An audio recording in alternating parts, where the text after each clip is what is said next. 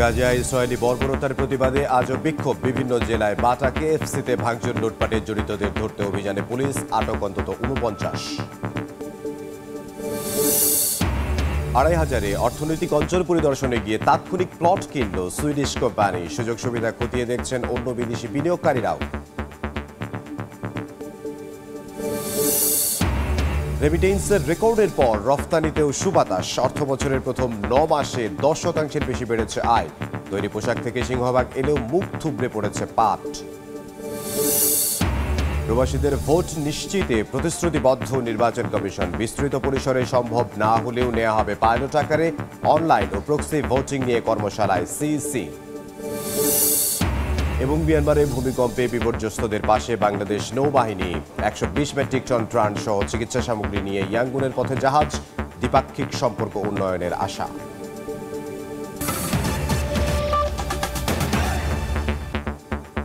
সময় সংবাদের সঙ্গে আছে আমি ইমদাদুল হক।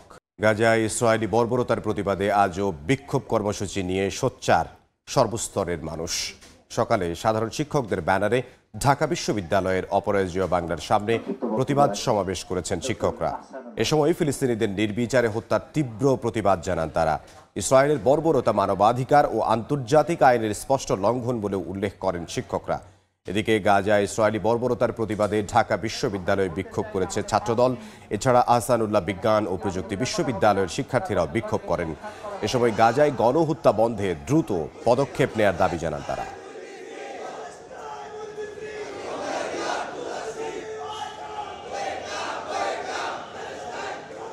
ধর্ম নির্বিশেষে এই গণহত্যার তীব্র নিন্দা জানাচ্ছি এবং গণহত্যার বিরুদ্ধে আমাদের একটা ভয়েস রাইজ করতেছি। আমরা আসলে চুপ থাকতে পারি না। আমরা যখন দেখছি ছোট শিশুর ছিন্ন ভিন্ন দেহ, আমরা তো স্বাভাবিক জীবনযাপন করতে পারছি না। আমাদের ঘরেও সন্তান আছে, আমরা তো এই কষ্টটা আসলে আমরা সহ্য করতে পারছি। এ বিষয়ে আরো জানবো। এই মুহূর্তে ঢাকা বিশ্ববিদ্যালয়ে আছেন সহকর্মী হাসান ওয়ালি এবং দোয়েল চত্বরে তোহা খান তামিম। আমরা সরাসরি শুরুতেই যাব হাসান ওয়ালির কাছে। ফিলিস্তিনের গাজা এবং রাফা ইসরায়েলের বর্বরোচিত হামলার প্রতিবাদে আজকে বিক্ষোভ সমাবেশ করছে জাতীয়তাবাদী ছাত্রদল। এই মুহূর্তে আমি রয়েছি ঢাকা বিশ্ববিদ্যালয়ের টিএসসি রাজু ভাস্কর্যে এবং কিছুক্ষণের মধ্যে এটি আনুষ্ঠানিকভাবে বিক্ষোভ সমাবেশ সেটি শুরু হবে। এর মধ্যেই কিন্তু ছাত্রদলের বিভিন্ন স্তরের নেতাকর্মীরা, বিভিন্ন কলেজ, বিশ্ববিদ্যালয়, ঢাকার বিভিন্ন থানা ইউনিটের নেতৃবৃন্দ কিন্তু এসে পৌঁছেছে এবং তারা কিন্তু স্লোগানের মধ্য দিয়ে ফিলিস্তিনের মানুষের প্রতি তাদের যে সংহতি সেটি প্রকাশ করছেন। প্ল্যাকার্ড হাতে কিন্তু তারা দাঁড়িয়েছেন রাজু ভাস্কর্যের সামনে এবং এই পুরো জায়গা জুড়ে ঢাকা বিশ্ববিদ্যালয়ের বিভিন্ন পয়েন্টে কিন্তু আমরা দেখেছি ছাত্রদলের নেতৃবৃন্দ এসে উপস্থিত হচ্ছে রাজু ভাস্কর্যে। ছাত্রদলের কেন্দ্রীয় এবং ঢাকা বিশ্ববিদ্যালয়ের নেতৃবৃন্দ এরই মধ্যে দাঁড়িয়েছেন। আজকের এই বিক্ষোভ সমাবেশে বিএনপি স্থায়ী কমিটির সদস্য সালাউদ্দিন আহমেদ তিনি প্রধান অতিথির বক্তব্য রাখবেন। এছাড়াও বিএনপির ছাত্র বিষয়ক সম্পাদক তিনি কথা বলবেন। এই মুহূর্তে আমরা দেখছি ঢাকা বিশ্ববিদ্যালয় ছাত্রদলের নেতৃবৃন্দ যেমন রয়েছেন রাজু ভাস্কর্যে, ছাত্রদলের কেন্দ্রীয় সভাপতি রাকিবুল ইসলাম রাকিব, সাধারণ সম্পাদক সহ অন্যান্য নেতৃবৃন্দ কিন্তু রয়েছেন। পুরো জায়গা জুড়ে ছাত্রদলের বিভিন্ন স্তরের নেতৃবৃন্দ যারা আসলে ফিলিস্তিনের প্রতি সংহতি সেটি প্রকাশ করছেন। ইসরায়েলি বাহিনীর যে তাণ্ডব, নারী শিশু সহ প্রায় ৫০,০০০-এরও বেশি মানুষকে তারা ইতিমধ্যে হত্যা করেছে। পবিত্র রমজান মাসেও কিন্তু যুদ্ধবিরোধী লঙ্ঘন করে যে হামলা সেটি সারা বিশ্ব বিবেককে নাড়া দিয়েছে। বিশেষ করে মুসলিম দেশগুলোতে বিক্ষোভ বেড়েছে। ফিলিস্তিনের পক্ষে মানুষের যে সহমর্মিতা সেটা আগেও যেমন ছিল, এখন নতুন করে কিন্তু আসলে মানুষ বিক্ষোভের মধ্য দিয়ে আসলে সেটি প্রকাশ করছে। এরই মধ্যে গতকালকে ফিলিস্তিনি যুবকদের ডাকা যেই স্ট্রাইক বিশ্বব্যাপী সেটি আমরা দেখেছি, সেটির পক্ষে বাংলাদেশেও আপামর জনসাধারণ মানুষ রাস্তায় নেমেছেন। বিভিন্ন সংগঠনের পক্ষ থেকে কিন্তু আসলে বিক্ষোভ করা হয়েছে। জাতীয়তাবাদী ছাত্র দলও কিন্তু আজকে এই বিক্ষোভ সমাবেশ দেখেছে, যেই বিক্ষোভ সমাবেশের মধ্য দিয়ে আসলে ফিলিস্তিনের মানুষের প্রতি সংহতি যেমন তারা জানাবেন, একই সঙ্গে ইসরায়েলের যে বর্বরতা সেটির বিরুদ্ধে প্রতিবাদ বিক্ষোভও কিন্তু আসলে আজকের এই বিক্ষোভ সমাবেশের মধ্য দিয়ে করবে জাতীয়তাবাদী ছাত্রদল। আমি শুরুতে যেমন বলছিলাম বিভিন্ন পয়েন্টে জাতীয়তাবাদী ছাত্র দলের নেতাকর্মীরা অবস্থান নিয়েছেন, আসছেন মিছিল নিয়ে। এই মুহূর্তে দোয়েল চত্বর আছেন সহকর্মী তোহা খান তামিম, চলে যাচ্ছে তার কাছে। অসহায় ফিলিস্তিনিদের আর্তনাদ, অসহায় ফিলিস্তিনি শিশুদের যেই হত্যাযজ্ঞ চালাচ্ছে বর্বর ইসরায়েল, সেটির কারণে প্রতিদিনই আমরা দেখতে পাচ্ছি যে ছাত্র জনতা তাদের যে প্রতিবাদ কর্মসূচি সেটা অব্যাহত রেখেছে। এই মুহূর্তে দোয়েল চত্বরে আমরা দেখতে পাচ্ছি যে শিক্ষার্থীদের যেই বিশাল মিছিল, সেই মিছিলের প্রস্তুতি তারা নিচ্ছেন এবং সব মিলিয়ে বলা যায় যে এই যে প্রতিদিনই কিন্তু যে কর্মসূচি, সে কর্মসূচি তারা পালন করছেন। এবং আমরা বিভিন্ন প্ল্যাকার্ড হাতে তারা দেখতে পাচ্ছি যে সবাই নিজেকে বলছেন যে আমরা আসলে নির্যাতিত ফিলিস্তিনি, আমরা আসলে এই যে নির্যাতিত ফিলিস্তিনি, সেই ফিলিস্তিনিদের যেই পক্ষে দাঁড়িয়ে এবং বিশ্ববাসীকে একটি বার্তা তারা দিতে যাচ্ছেন যে যাতে করে এই যে হত্যাযজ্ঞ চলছে, নির্মমভাবে হত্যাযজ্ঞ চলছে, এই হত্যাযজ্ঞ যেন বন্ধ করা হয় এবং এই হত্যাযজ্ঞ বন্ধ না হওয়া পর্যন্ত তাদের যে কর্মসূচি, সেই কর্মসূচি তারা চালিয়ে যাবেন। এবং সবচেয়ে বড় কথা, এই কর্মসূচির মাধ্যমে তারা বিশ্ববাসীকে একটি বার্তা দিতে চান যে আসলে মানবতা লঙ্ঘন করে এবং অন্যায়ভাবে যে হত্যাযজ্ঞ চলছে, বর্বর হত্যাযজ্ঞ, সেই হত্যাযজ্ঞ আসলে তারা চালিয়ে যেতে পারবেন না এবং দ্রুত সম্ভব আন্তর্জাতিক চাপ প্রয়োগের মাধ্যমে এই হত্যাযজ্ঞ বন্ধ করতে হবে বলে তারা বলছেন।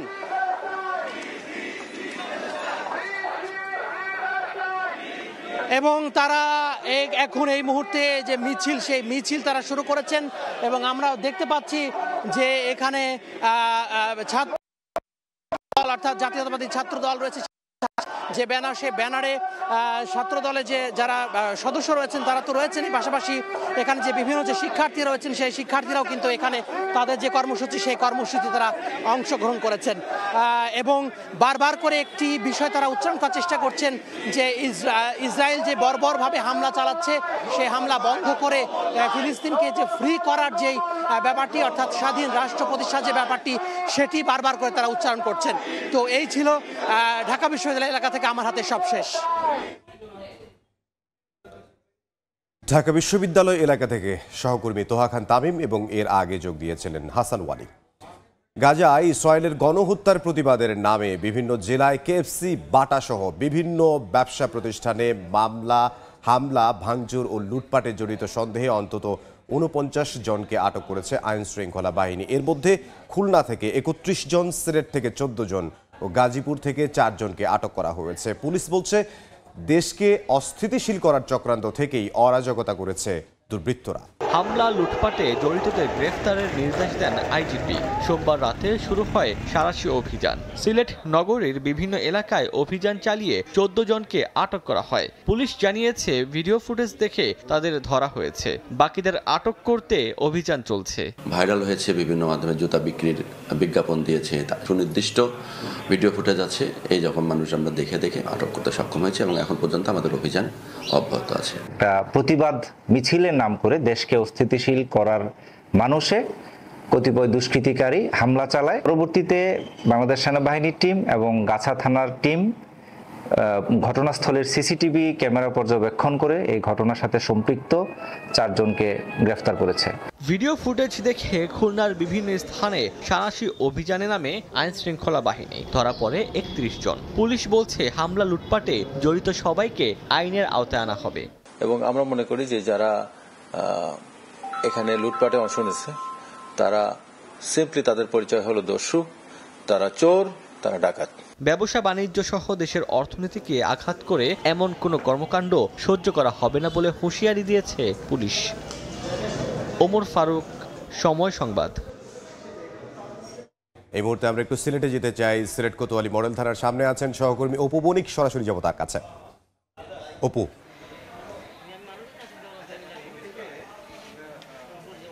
দেখুন, আমরা এই মুহূর্তে রয়েছি সিলেটের কোতোয়ালি মডেল থানায় এবং আপনারা জানেন যে গতকাল যে ধ্বংসযজ্ঞ চলেছে সমগ্র সিলেট জুড়ে এবং তাকে কেন্দ্র করে কিন্তু বাটা এবং কেএফসি শোরুমে বিশাল একটি ধ্বংসযজ্ঞ চালানো হয় এবং সামাজিক যোগাযোগ মাধ্যমে যে ছবিগুলো আসলে ভাইরাল হয়েছে সেগুলোর উপরে ভিত্তি করে কিন্তু পুলিশ প্রশাসনের যে সাঁড়াশি অভিযান চলমান ছিল। গতকাল রাত অবধি পর্যন্ত ৩ জন আটক হয়েছে এবং আজকে ভোর অবধি পর্যন্ত সেই সাঁড়াশি অভিযানে প্রায় ১৪ জন আটক হয়েছে এবং তাদেরকে এই মুহূর্তে কিন্তু এখানে যে থানাটি রয়েছে যেখানে আমি দাঁড়িয়ে আছি সেখানে কিন্তু তাদেরকে রাখা হয়েছে এবং তাদেরকে পরবর্তীতে এদের প্রত্যেকের বিরুদ্ধে কিন্তু মামলা রুজু হবে এবং তাদেরকে আদালতেও প্রেরণ করার কথা আমরা জানতে পেরেছি। আমরা কথা বলেছিলাম এখানকার অফিসার ইনচার্জ যিনি রয়েছেন মোহাম্মদ জিয়াউল হক, তার সাথে আমরা দীর্ঘক্ষণ কথা বলি এবং উনি যেমনটি বলছেন যে ঊর্ধ্বতন কর্মকর্তার নির্দেশে কিন্তু তারা গতকাল থেকে কিন্তু অভিযান পরিচালনা করছেন এবং গোয়েন্দা ভিত্তিতেও কিন্তু তারা কার্যক্রম পরিচালনা করা হচ্ছে এবং পাশাপাশি যাদের বাটা এবং কেএফসি শোরুমের যারা কর্তৃপক্ষ রয়েছেন তারা প্রতিনিয়ত কিন্তু পুলিশ প্রশাসনের সাথে রয়েছেন এবং আলাপ আলোচনার মাধ্যমে ওনারা যেমন বলছেন যে তাদের দাবি যে প্রায় কয়েক কোটি টাকার পণ্য কিন্তু তাদের এখান থেকে লুটপাট হয়েছে। পাশাপাশি যতগুলো শোরুম ছিল প্রত্যেকটি শোরুমের বাইরের দিকের অংশগুলো কিন্তু ভেঙে দেওয়া হয়েছে এবং যেমনটি আমরা জানতে পেরেছি ওনারা বলেছেন যে 14 জন আটক হয়েছেন তাদের পরিচয় কিন্তু শনাক্ত করতে পেরেছে পুলিশ প্রশাসন এবং আরও প্রক্রিয়া রয়েছে যেগুলো ফুটেজ প্রশাসনের কাছে এসে পৌঁছেছে সেগুলো ধরে ধরে কিন্তু তারা এগুলো বিচার বিশ্লেষণ করছেন এবং এখানে যাদেরকে আটক করা হয়েছে তাদেরকে কিন্তু এই জায়গাটাতে রাখা হয়েছে এবং পরবর্তীতে তাদের বিরুদ্ধে আরও যে প্রক্রিয়াগুলো রয়েছে সেগুলো কিন্তু জানানো হবে। তবে এখন পুলিশের পক্ষ থেকে যেটা আমাদেরকে বলা হচ্ছে এখন অবধি পর্যন্ত আসলে মোটামুটি কত টাকার ক্ষয়ক্ষতি হয়েছে তারা কিন্তু এখনও সেটা বলতে পারছেন না। তো এই ছিল সিলেটের ভাঙচুর এবং লুটপাটের ঘটনায় আটককৃত 14 জনের সর্বশেষ খবর সিলেট থেকে। উপবণিক সিলেট থেকে। গাজায় ইসরায়েলি বর্বরতার বিরুদ্ধে মধ্যপ্রাচ্যের মুসলিম দেশগুলোর নীরবতার নিন্দা জানিয়েছেন বিএনপির ভাইস চেয়ারম্যান শামসুজ্জামান দুদু। পুরো বিশ্বকে ফিলিস্তিনের পাশে দাঁড়ানোর আহ্বানও জানিয়েছেন তিনি। জাতীয় প্রেস ক্লাবের সামনে দেশ বাঁচাও মানুষ বাঁচাও সংগঠন আয়োজিত ফিলিস্তিনের গাজা ও রাফায় ইসরায়েলি হামলার প্রতিবাদ কর্মসূচিতে তিনি কথা বলেন। এ সময় শামসুজ্জামান দুদু আরও বলেন, বাংলাদেশে ইসরায়েল বিরোধী বিক্ষোভের সময় বিভিন্ন স্থানে লুটপাটের ঘটনায় যারা জড়িত তারা মানবতা ও দেশের গৌরবকে কলঙ্কিত করেছে। দখলদার লুটপাটকারীদের বিরুদ্ধে সজাগ থাকার আহ্বান জানিয়েছেন তিনি। সারা বিশ্ব এই ঘৃণ্য প্রচেষ্টার বিরুদ্ধে দাঁড়িয়েছে, কিন্তু যাদের রুখে দাঁড়ানোর জন্য আমরা প্রত্যাশা করি সেসব দেশ কিন্তু বিশেষ করে মধ্যপ্রাচ্যের বিভিন্ন দেশ কার্যকর ভূমিকা না নিয়ে কিছুটা নীরবতারই পালন করেছে। বিক্ষোভ মিছিল প্রতিবাদ মিছিলের মধ্যেও কিছু দুষ্কৃতকারী কিছু ব্যবসা প্রতিষ্ঠানে তথাকথিত অভিযোগের নামে আক্রমণ করেছে এবং লুটপাট করেছে। এটা ঘৃণ্য ব্যাপার, এটা সমর্থনযোগ্য না। যারা করেছে তারা মানবতার। অন্যান্য প্রসঙ্গ, জুলাই গণহত্যার মামলায় চট্টগ্রামের সাবেক এমপি ABM ফজলে করিম চৌধুরী ও যুবলীগ নেতা মোহাম্মদ ফিরোজকে আন্তর্জাতিক অপরাধ ট্রাইব্যুনালে হাজির করা হয়েছে। সকালে তাদের ট্রাইব্যুনালে হাজির করা হয়। এর আগে 16 ফেব্রুয়ারি চট্টগ্রাম 6 আসনের সাবেক এমপি ফজলে করিম চৌধুরীকে গণহত্যা সহ মানবতাবিরোধী অপরাধের অভিযোগে গ্রেফতার দেখিয়ে কারাগারে পাঠানোর নির্দেশ দেন ট্রাইব্যুনাল। পাশাপাশি তার বিষয়ে অগ্রগতি প্রতিবেদন দাখিলের জন্য 8 এপ্রিল দিন ধার্য করেন। এর আগে বৈষম্য বিরোধী ছাত্র আন্দোলনে চট্টগ্রামে ছাত্রদল নেতা ওয়াসিম হত্যার ঘটনায় করা মামলায় সাবেক মন্ত্রী হাসান মাহমুদ, মহিবুল হাসান চৌধুরী নওফেল, চট্টগ্রামের সাবেক সিটি মেয়র আজম নাসির, রেজাউল সহ 15 জনের বিরুদ্ধে গ্রেফতারি পরোয়ানা জারি করেছিলেন বিশেষ ট্রাইব্যুনাল। আগামী নির্বাচনে প্রবাসীদের ভোটাধিকার নিশ্চিতে নির্বাচন কমিশন প্রতিশ্রুতিবদ্ধ বলে জানিয়েছেন সিইসি AMM নাসির উদ্দিন। সকালে রাজধানীর আগারগাঁওয়ে নির্বাচনী প্রশিক্ষণ ইনস্টিটিউটে প্রবাসীদের ভোট দানের পদ্ধতি নির্ধারণ নিয়ে কর্মশালায় এই কথা জানান তিনি। সিইসি বলেন, বড় পরিসরে সম্ভব না হলেও পাইলট আকারে প্রবাসীদের ভোট নেওয়া হবে, আর এজন্য বিদ্যমান পোস্টাল ভোটিং ছাড়াও অনলাইন ও প্রক্সি ভোটিং পদ্ধতি নিয়ে কাজ করছে কমিশন। সিইসি আরও বলেন, ভোটারদের শিক্ষাগত যোগ্যতা ও প্রবাসীদের বাস্তবতা বিবেচনায় নিয়ে সিদ্ধান্ত নেওয়া হবে। A lot of in-house sessions among ourselves, trying to understand what could be the best option for EC to conduct and to bring into our fold our expected voters. We should try to approach the issue in an open-ended way. That means the whole-scale implementation do you suggest, or we have to pilot it with certain countries. If we have to pilot it with certain countries, which are the countries we can start with? বিনিয়োগ সম্মেলনের দ্বিতীয় দিনে নারায়ণগঞ্জে জাপানি অর্থনৈতিক অঞ্চল পরিদর্শন করতে এসে তাৎক্ষণিক চুক্তি সই করল সুইডিশ কোম্পানি নিলর্ন। প্রতিষ্ঠানটি 10,000 বর্গমিটারের একটি প্লট কিনেছে। সকালে 2,500-এর BSEZ পরিদর্শনে আসেন চীন, জাপান, সৌদি, আবুধাবি, যুক্তরাষ্ট্র, ভারত ও প্রবাসী বাংলাদেশি সহ 36 বিনিয়োগকারী। এ সময় প্লট কেনার তাৎক্ষণিক চুক্তি সই করে সুইডিশ কোম্পানি। শুরুতেই বিনিয়োগকারীদের সামনে BSEZ বিনিয়োগের বর্তমান অবস্থা ও সম্ভাবনা তুলে ধরে কর্তৃপক্ষ। এরপর তারা বিনিয়োগ পরিবেশ, পণ্য সরবরাহ ব্যবস্থা ও অবকাঠামো বিষয়ক খোঁজ খবর নেয়ার কথা রয়েছে। পরিবহন ও জ্বালানি বিষয়েও কর্তৃপক্ষের সঙ্গে আলোচনা করবেন বিদেশি উদ্যোক্তারা। বিনিয়োগ সম্ভাবনা ও জুলাই বিপ্লব পরবর্তী অর্থনৈতিক সংস্কার তুলে ধরতে বিডা আয়োজিত বিনিয়োগ সম্মেলনের অংশ হিসেবে বিদেশি বিনিয়োগকারীদের অর্থনৈতিক অঞ্চলটি পরিদর্শন করানো হচ্ছে।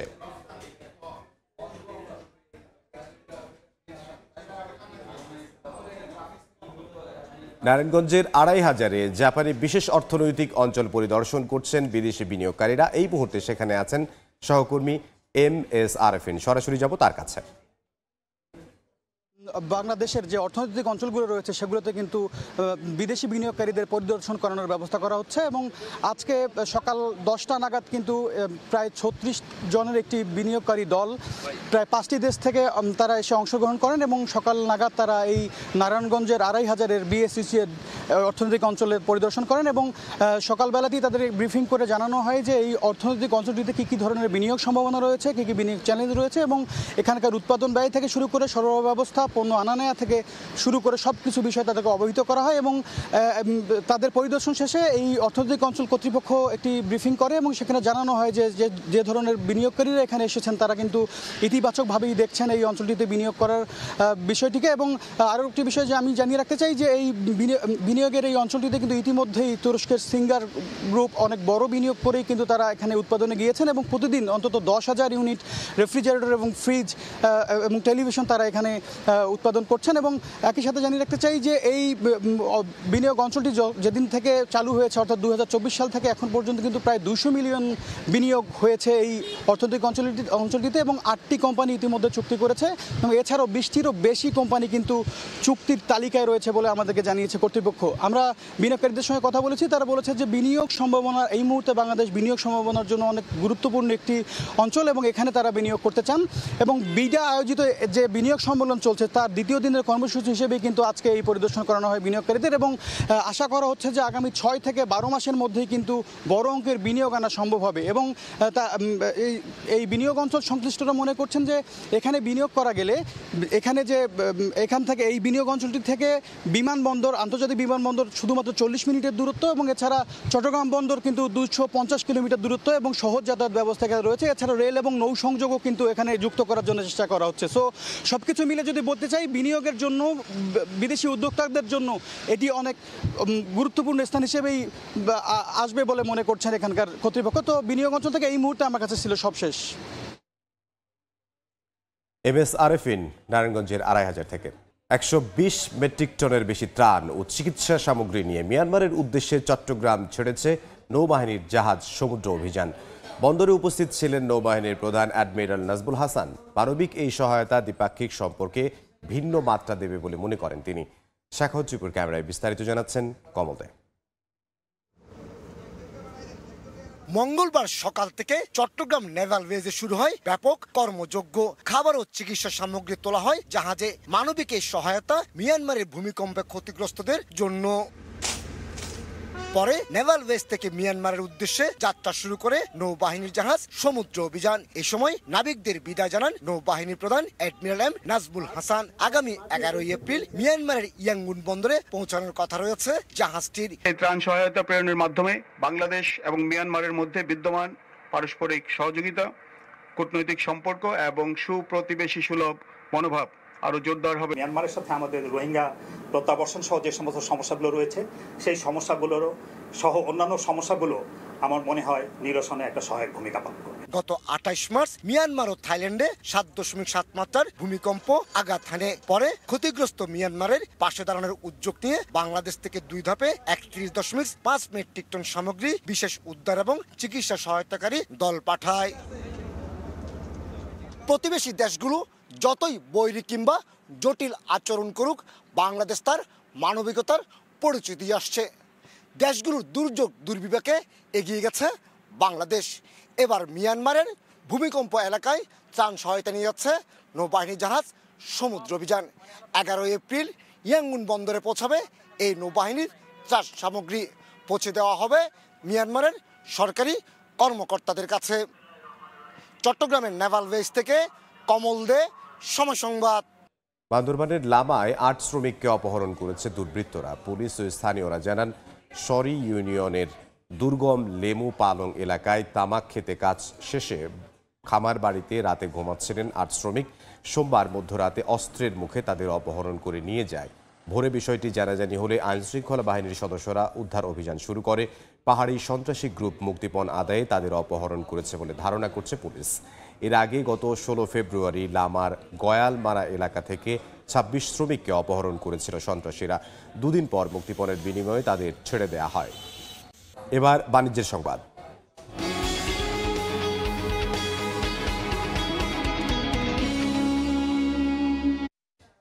রেমিটেন্সের রেকর্ড গড়ার পর গেল মার্চ পর্যন্ত চলতি অর্থবছরের প্রথম 9 মাসে রফতানি আয় $3,719 কোটি, যা বছর ব্যবধানে 10.63% বেশি। হালনাগাদ তথ্যে রপ্তানি উন্নয়ন ব্যুরো ইপিবি বলছে, এ সময় মোট রপ্তানি আয়ের 81% বেশি এসেছে তৈরি পোশাক শিল্প থেকে।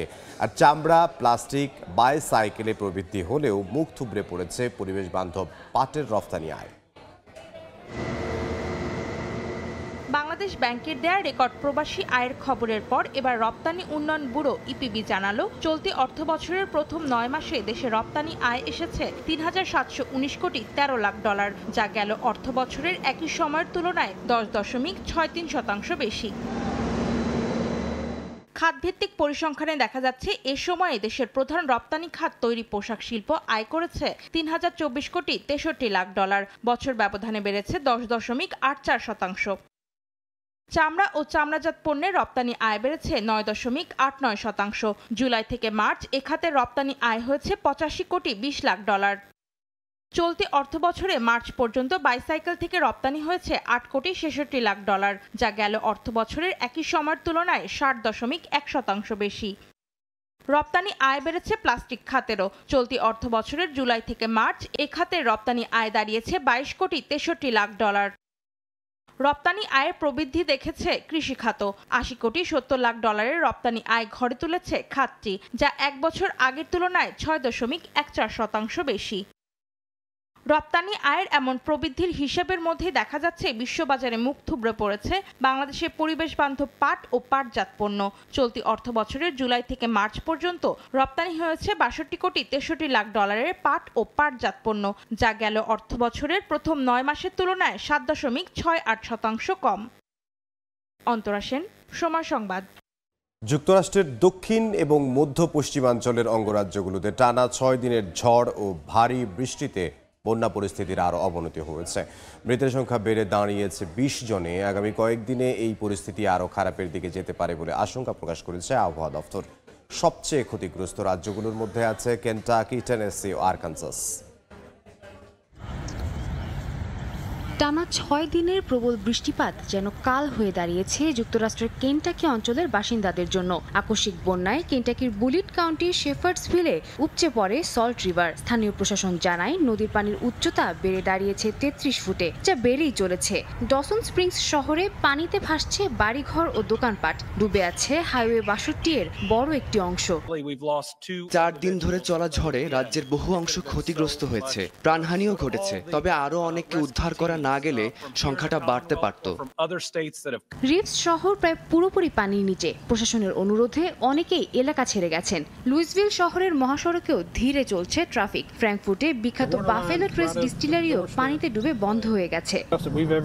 পানি প্রায় আমাদের বাড়ির সমান উচ্চতায় উঠে এসেছে, কিন্তু এখনো ঘরে পানি ঢোকেনি। এভাবে বৃষ্টিপাত চলতে থাকলে দ্রুত ঘরের ভেতর পানি ঢুকে পড়বে।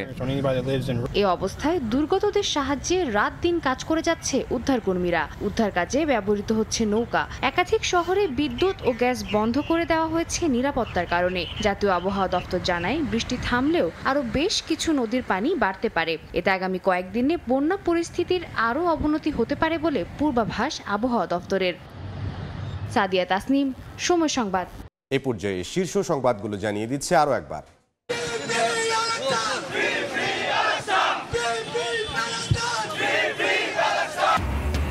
গাজা ইসরায়েলি বর্বরতার প্রতিবাদে আজও বিক্ষোভ। বিভিন্ন জেলায় বাটা কেএফসিতে ভাঙচুর, লুটপাটে জড়িতদের ধরতে অভিযানে পুলিশ, আটক অন্তত 49। 2500 অর্থনৈতিক অঞ্চল পরিদর্শনে গিয়ে তাৎক্ষণিক প্লট কিনল সুইডিশ কোম্পানি। সুযোগ সুবিধা খতিয়ে দেখছেন অন্য বিদেশি বিনিয়োগকারীরাও। এবং প্রবাসীদের ভোট নিশ্চিতে প্রতিশ্রুতিবদ্ধ নির্বাচন কমিশন। বিস্তৃত পরিসরে সম্ভব না হলেও নেওয়া হবে পাইলট আকারে অনলাইন ও প্রক্সি ভোটিং নিয়ে কর্মশালায় সিইসি।